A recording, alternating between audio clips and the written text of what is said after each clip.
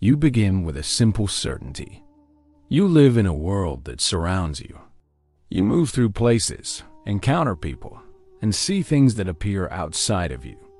But what if this certainty is incomplete? Ibn Arabi, the philosopher and mystic of Andalusia, questioned the assumption that reality stands apart from the one who perceives it. He suggested that the world you experience does not exist independently. It unfolds within the field of your awareness. The outer world is not external space. It is the inner content of perception itself.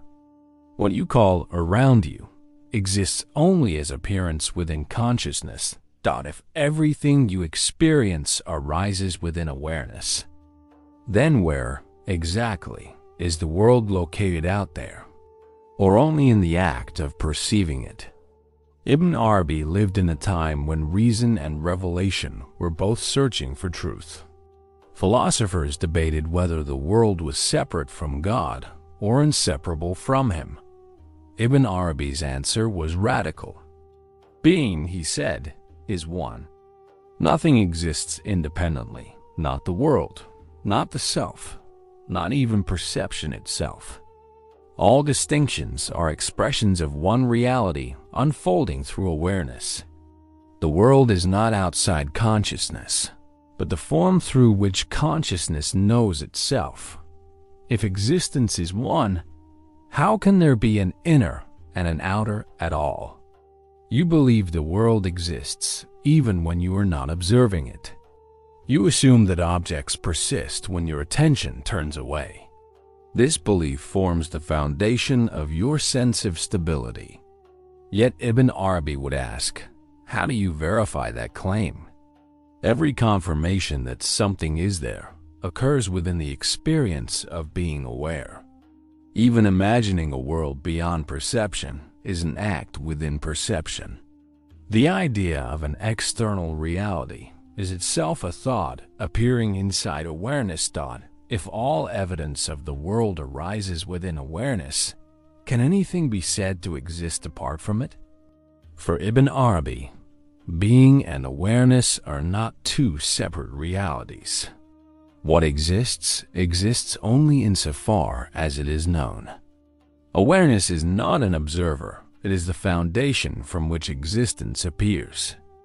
The world is not an object observed by consciousness, but a mode of consciousness itself. To experience anything is for awareness to manifest as that experience. The external world is not denied. It is redefined. It is not outside awareness, it is within it. If awareness constitutes existence itself, can anything stand beyond the field in which existence appears? Ibn Arabi described perception as reciprocal. When you perceive something, it is not simply that you see the world, it is that reality sees itself through you. Being becomes conscious of itself through the perceiver. The distinction between inner and outer collapses into a single act of knowing. There are not two entities, the observer and the observed, but one awareness expressing itself in two roles. To perceive the world is to participate in the self-awareness of existence. If perception belongs to the whole, who is truly seeing you, or the reality that appears as both seer and seen? You feel the world as something spread out before you, but every experience of distant space, direction, separation occurs within awareness. You have never stepped outside consciousness to confirm what lies beyond it. The sense of here and there is a structure of perception, not a measure of space. Ibn Arabi reasoned that what you call the world is awareness differentiating itself into apparent positions and perspectives. It creates distance only to experience relationship within itself. If all appearances arise within the same knowing, where can you draw a line between yourself and the world? You may still believe there is a you who observes this unfolding, but the sense of I also appears within awareness. The observer is not separate from what is observed. Both are contents of the same field. Ibn Arabi explained that the self is not the witness of being, but one of its expressions.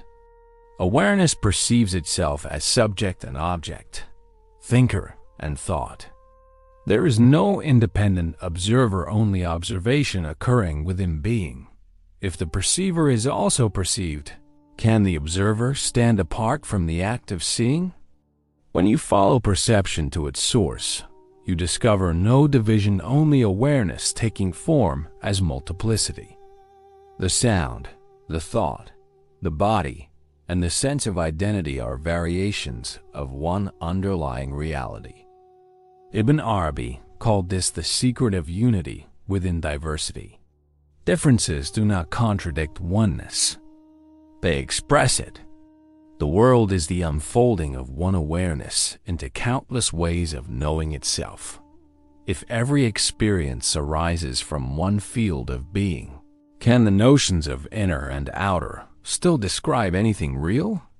From this understanding, ethics becomes a matter of recognition, not rule. If all beings exist within one consciousness, then every relation is internal, not external. To harm another is to disregard part of your own being. To understand another is to recognize the same awareness through a different form. For Ibn Arabi, compassion was not a virtue, but a consequence of clarity. To act justly is to act in recognition of unity. If every being shares the same field of awareness, what could superiority or exclusion ever mean? You may still hesitate to accept this view. The intellect depends on division to function self and other, mind and world, God and creation.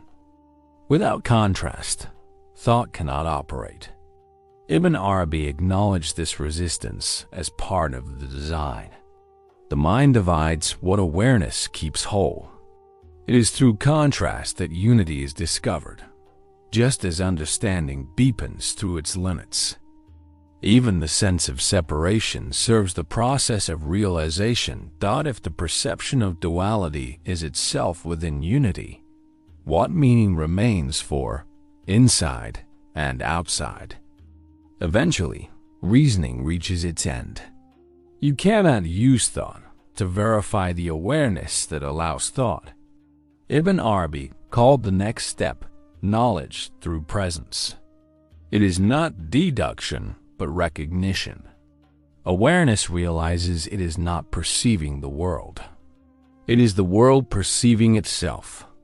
The division between knower and known dissolves. What remains is direct identity between being and knowing. If awareness is already complete in itself, what more is there to understand or attain? You began believing that the world surrounded you solid, external, independent. You end by realizing that everything you have ever known has appeared within awareness itself. The body, the mind, and the idea of the world are all expressions within one reality. Ibn Arabi's forbidden insight was simple. Existence has no outside. What you call world is being observing itself in infinite forms. There is no beyond to reach, no truth to grasp, only the recognition that you are never apart from what you seek to understand. The perceiver, the perceived, and the act of perception are one. If the world is inside awareness, and awareness is one, where can you stand to say, I am separate from it?